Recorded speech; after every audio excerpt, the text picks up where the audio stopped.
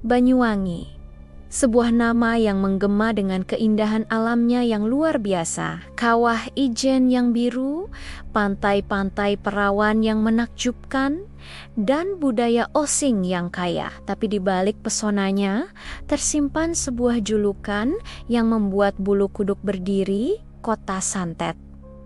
Dari mana asal-usul gelar kelam ini? Dan apa yang sebenarnya terjadi di balik tabir mitos yang menyelimutinya? Mari kita kembali ke sebuah masa yang penuh gejolak, tahun ke-1998, sebuah periode kelam yang tercatat dalam sejarah Indonesia sebagai tragedi Banyuwangi. Saat itu, ratusan nyawa melayang dalam serangkaian pembunuhan misterius yang menargetkan mereka yang dituduh sebagai dukun santet. Orang-orang yang tadinya dihormati atau ditakuti sebagai praktisi ilmu gaib, tiba-tiba menjadi korban perburuan keji. Operasi Ninja, begitu media menjulukinya, sekelompok orang berpakaian serba hitam, bergerak senyap di kegelapan malam, mengeksekusi target mereka tanpa ampun.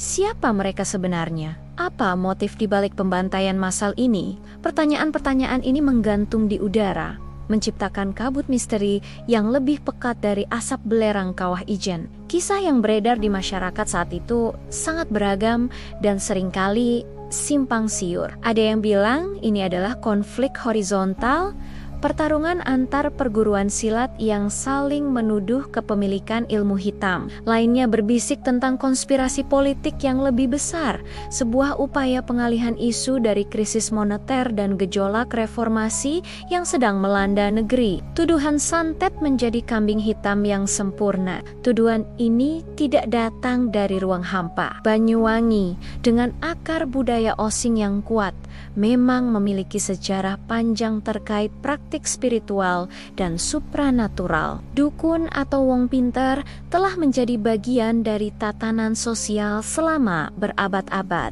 Mereka adalah tabib, penasihat, dan terkadang sosok yang ditakuti karena ilmu mereka. Kepercayaan pada santet, teluh, dan guna-guna sudah mendarah daging. Tragedi 1998 memperkuat stigma ini secara eksponensial. Label Kota Santet yang tadinya hanya bisik-bisik lokal, kini menjadi sorotan nasional. Banyuwangi seolah dikutuk. Identitasnya terpatri dengan citra ilmu hitam dan kekerasan. Setiap kali nama Banyuwangi disebut, bayangan para ninja dan dukun yang terbunuh seolah muncul kembali. Namun, benarkah Banyuwangi seutuhnya tentang santet? Tentu tidak.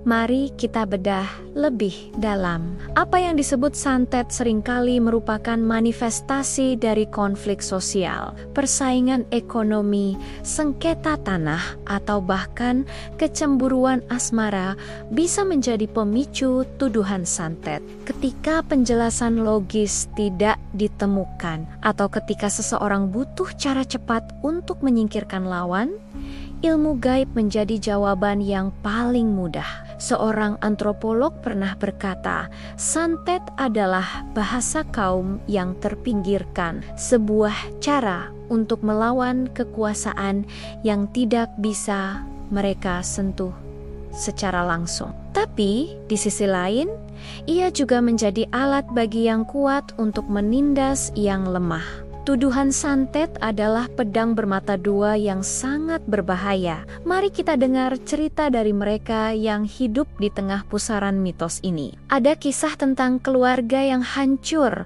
karena salah satu anggotanya dituduh sebagai dukun. Mereka harus hidup dalam pengucilan dan ketakutan, bahkan setelah bertahun-tahun berlalu. Ada juga cerita tentang para praktisi penyembuhan tradisional yang kini enggan menunjukkan keahliannya, takut dicap sebagai dukun santet. Sejarah kelam ini meninggalkan luka yang dalam, sebuah trauma kolektif bagi masyarakat Banyuwangi. Tapi waktu terus berjalan, generasi baru lahir dan Banyuwangi mulai menulis ulang narasi tentang dirinya.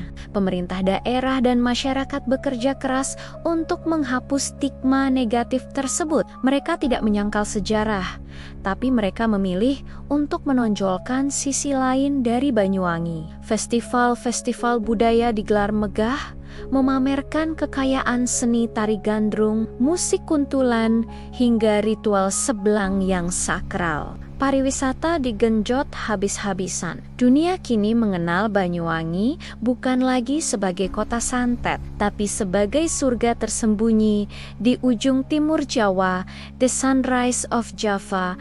Transformasi ini adalah bukti ketangguhan masyarakat Banyuwangi. Mereka tidak lari dari masa lalu, tapi mereka juga tidak mau terjebak di dalamnya.